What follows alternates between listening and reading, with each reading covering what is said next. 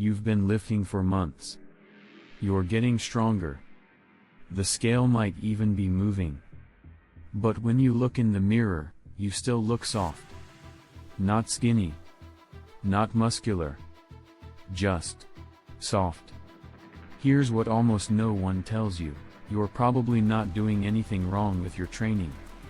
The problem is something most people completely miss, and it's keeping your muscle hidden under a layer that makes all your gym work invisible.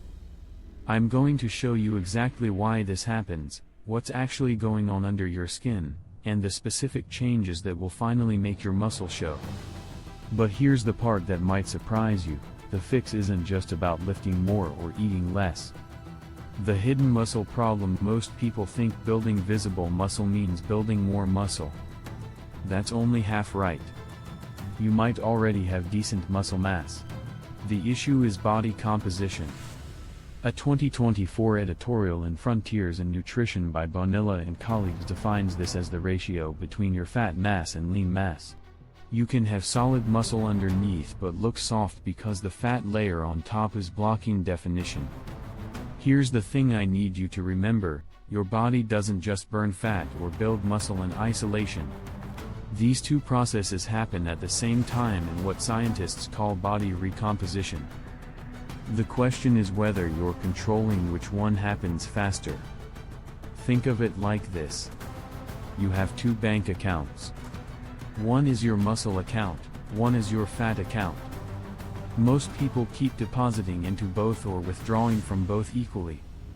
The people who look to find, they've learned to withdraw from fat while depositing into muscle. The research shows this is possible even for trained individuals. A 2020 review in the Strength and Conditioning Journal by Barakat found that body recomposition happens in resistance-trained people when two factors align: progressive resistance training and evidence-based nutrition strategies. Not just training. Not just diet. Both, working together. But here's what most people get backwards.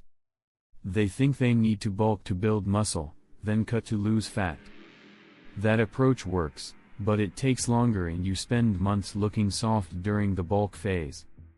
There's a smarter way that lets you see progress weekly instead of seasonally. The calorie confusion. Let me guess. You've heard you need to eat more to build muscle. You've also heard you need to eat less to lose fat. So which is it? Here's the belief that's holding you back: you can't build muscle and lose fat at the same time. That's what most gym advice tells you. But a 2021 meta-analysis by Murphy found something different.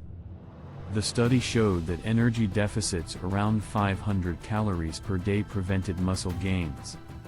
But here's the key detail: moderate deficits of 250 to 500 calories still allowed muscle preservation and even small gains, especially in people who were newer to training or carrying extra body fat.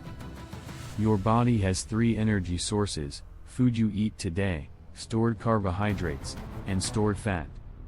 When you're in a small deficit, your body pulls from fat stores to fuel muscle building, as long as two conditions are met. First, you're eating enough protein. A 2024 meta-analysis by Kokura published in Clinical Nutrition ESPN found that protein intake above 1.2 grams per kilogram of body weight preserved muscle during weight loss. Below 1.0 grams per kilogram, people lost muscle along with fat. Second, you're training hard enough to give your body a reason to keep that muscle. A 2023 review by Jansen in Current Opinion in Clinical Nutrition found that resistance training combined with protein intake work together to promote lean mass sparing during energy deficits. Here's what this means in practice. If you weigh 180 pounds, that's about 82 kilograms. You'd need at least 98 grams of protein daily just to not lose muscle. For optimal results, research suggests 1.6 to 2.2 grams per kilogram, which would be 131 to 180 grams. Most people eating normally get maybe 60 to 80 grams. That gap is the difference between looking soft and looking defined. The training mistake. Now let's talk about progressive overload. You might be going to the gym consistently. You might even be working hard. But if you're doing the same weights for the same reps week after week, your body has zero reason to change. A 2024 study by Chavez in the International Journal of Sports Medicine compared two groups. One increased weight over 10 weeks. The other increased repetitions. Both groups gained muscle and strength. The key factor wasn't which method they used. It was that they progressed something. Think about what happens when you lift the same weight for months. Your body adapts. That weight no longer creates enough stress to force muscle growth. The stimulus that worked in month 1 stops working by month 3. Progressive overload means systematically increasing the demand on your muscles. You can add weight, add reps, add sets, or decrease rest time.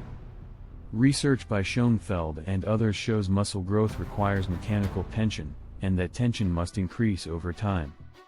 Here's the part most people miss. You don't need to add weight every single workout. A 2022 study by Plotkin found that both load progression and repetition progression produced similar muscle growth over 8 weeks.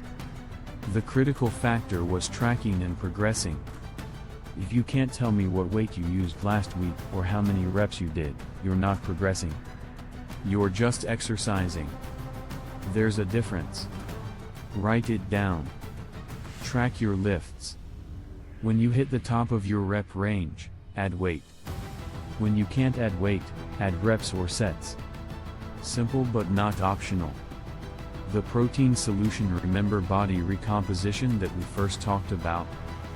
The single most important nutritional factor for looking defined is protein intake. Not just for muscle building. For fat loss while keeping muscle. A 2016 study by Longland published in the American Journal of Clinical Nutrition took 40 men and put them in a large calorie deficit. They trained hard 6 days per week. Half ate 1.2 grams of protein per kilogram. The other half ate 2.4 grams per kilogram. Both groups lost weight. But the high-protein group gained 1.2 kilograms of lean mass while losing 4.8 kilograms of fat. The lower-protein group lost 0.1 kilograms of lean mass while losing 3.5 kilograms of fat. Same training. Same calorie deficit. Double the protein meant they built muscle while losing fat. The lower-protein group essentially spun their wheels. Here's why this matters for looking soft. When you lose weight without enough protein, you lose both fat and muscle. The scale goes down but you still look soft because you lost the muscle that creates shape and definition. When you eat enough protein while in a moderate deficit and train hard, you preferentially lose fat while keeping or even building muscle. Now you're actually changing your body composition instead of just getting smaller. A 2022 systematic review by Nunes published in Nutrients analyzed 82 studies. The conclusion was clear: protein intake up to 1.6 grams per kilogram maximized muscle growth in training individuals. Practical application: eat 0.7 to 1 gram of protein per pound of body weight. Spread it across 3 to 4 meals. Hit this target every single day, not just on training days. This is non-negotiable if you want to look less soft. The deficit sweet spot here's where we bring everything together. You need a calorie deficit to lose the fat that's hiding your muscle. But too large a deficit will cost you muscle. Too small and progress takes forever. Research consistently points to a 250 to 500 calorie deficit as optimal. A 2023 meta-analysis by Murphy found that energy deficits larger than 500 calories per day prevented lean mass gains during resistance training. Here's how to find your number. Track your weight for 2 weeks while eating normally. If your weight stays the same, you're at maintenance. If it's going up slowly, you're slightly above. Going down? You're already in a deficit. Once you know your baseline, subtract 300 to 400 calories. This should create fat loss of about 0.5 to 1 pound per week. Faster than that and you're risking muscle loss. Slower is fine but requires more patience. The signal you're getting it right, your strength in the gym stays the same or increases slowly. You're losing about half a pound per week. You're not constantly hungry or exhausted.